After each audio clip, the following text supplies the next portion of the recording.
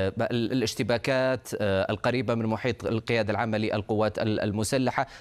القوات الدعم السريع نشرت عدد من الفيديوهات قالت بأنها اقتحمت مقر إقامتك شخصيا.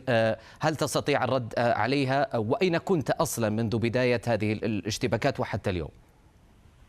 أنا موجود في هيئة قيادة القوات المسلحة ولم أبارحها ولن أبارحها. هذه هي مهنتي وهذا شرفي.